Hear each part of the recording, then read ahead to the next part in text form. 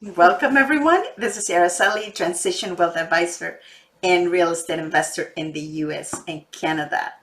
Today, it's my chat with Colette. Colette, can you introduce yourself for those who don't know you yet and what we're talking about today? Sure. Hi, everybody. My name is Colette Rava. I'm a residential real estate broker in the GTA. I like working West End, anywhere from Etobicoke, Mississauga, Brampton, Burlington, Oakville. I don't know, all West End. Hi, everybody. Welcome to the show. Araceli and I love to do the show because we love talking about real estate and anything that has to do with real estate. So please remember to like and subscribe and ask us your questions because we wouldn't have a show otherwise. Today we are going to talk about something that I like, but I kind of don't like, and that's long-term rentals. And why I don't like about what I don't like about long-term rentals, we're not going to talk about that today, but what we are going to talk about what we do like about long-term rentals. So we have three things, very simple things for you to wrap your head around. Why do you want to have a long-term rental? What do you Correct. think? I know you like long-term rentals. Well, I do, and it is not for everybody. So, just the one thing that you need to understand is that long-term rentals, it is a strategy. And that strategy has to fit with your own financial goals, with your lifestyle goals, and with your skills. What do you like doing, right? Some people don't like dealing with tenants at all.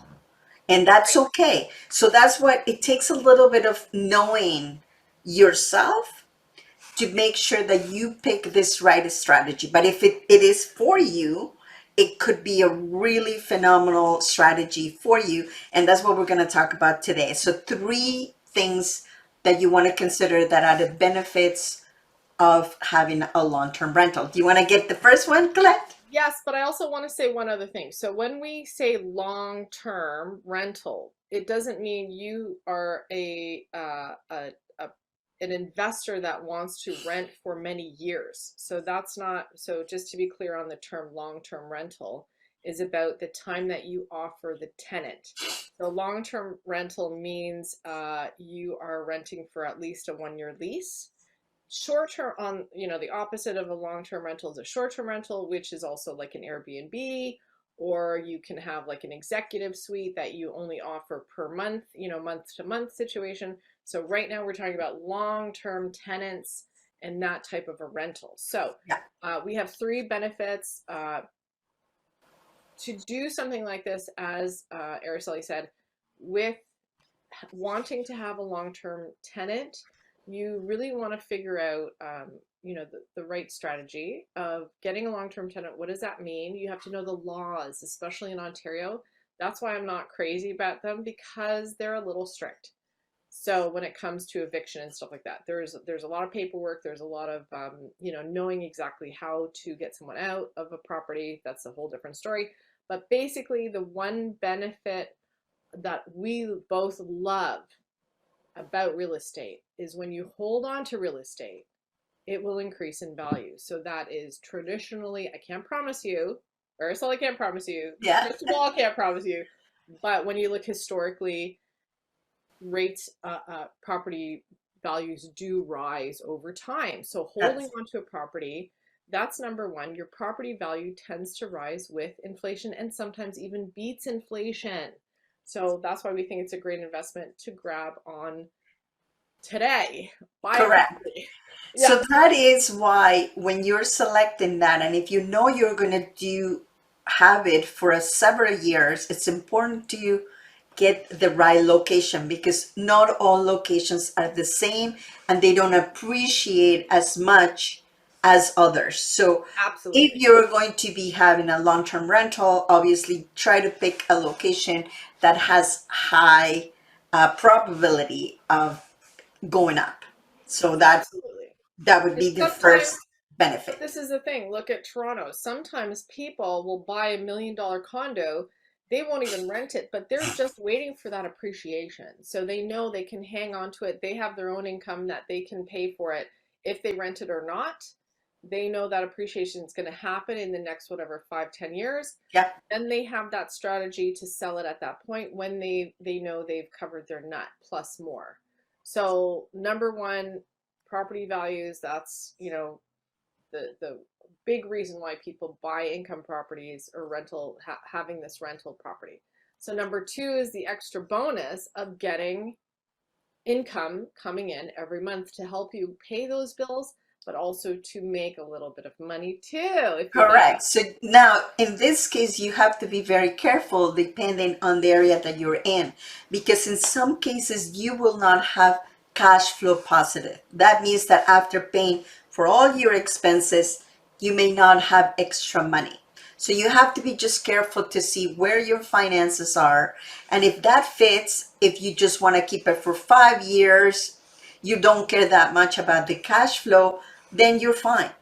But if you are in it for the cash flow, that means that you need to supplement your own income because you need more money, or you just simply want to replace it, then you have to be careful about that. That's the only thing that I have to say. But if you do your analysis correctly, you should have some kind of a cash flow positive or at least cash flow neutral, so you know that everything is being paid by the tenant, and then you can continue on just waiting for the appreciation, and that's what your goal is. So yeah. So there's two ways to make money on this property.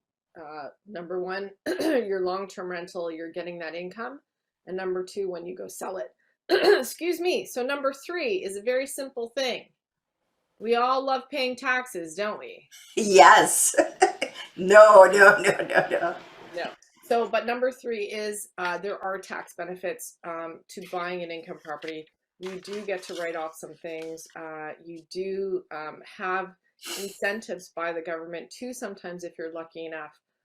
Sometimes they even give you grants to improve the property. Things like that, that's something that we can't really talk about because we don't know where you are in Canada or in the US or wherever else in the country, or actually in the world, because we're on YouTube, so everybody can watch this, right? Yeah, that's right. But there are, so find out where you are, where you want to buy a property, what kind of tax savings you can get from having a long-term tenant. Do your research, talk to accountants, talk to tax specialists, and they will absolutely help you figure that all out before you even buy anything. Yeah, absolutely. And remember, when you talk to an accountant, they will give you a list of things to keep for you to give it to them at the end of the year, because not everything is allowed. So you just have to make sure, especially when you're doing big renovations. So if you're adding another, like an Right. addition, that is not considered regular expenses, but they will be, it's a capital expenditure. So you need to put it in the correct line. Of course, you got to talk to your accountant and tell them exactly what you're doing. However, if you're fixing the stairs, for example, that's a repair. That's something that you can just put in your taxes and deduct it. It has to So, be done. Right. okay, so There's the just things make that have sure to that be you done. understand Yeah. what is it that you're trying to deduct. Your accountant will give you that list, and you can plan ahead of time when you're going to do a capital expenditure versus a repair, and that your accountant will give you all that. So Yeah, we're not accounting that's right. specialists. So Yeah. I send everything to the accountant. I say, how do I do this? Can I do it a different way? Make sure it's legal, make sure it's safe, doesn't get you in trouble. Yeah. But if they can save you somewhere, somehow, absolutely take that savings, because we all know that they're going to get their money somehow, some way. Absolutely. So just, talk to the professionals about it. And please talk to us if you have any questions about anything, if you'd like a little more Yeah. information about becoming a long-term tenant landlord. If you want short-term tenants, both of us have experience in both things.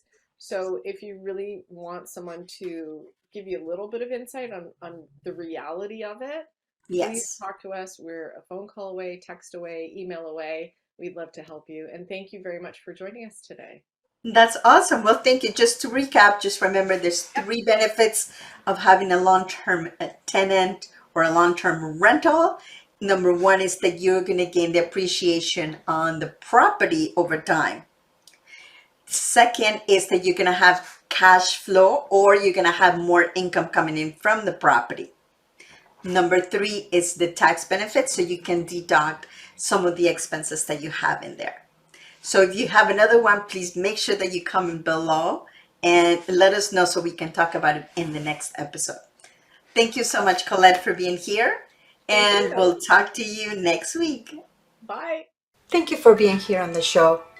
Please remember to subscribe and hit the notification bell to get notified when there are more shows available.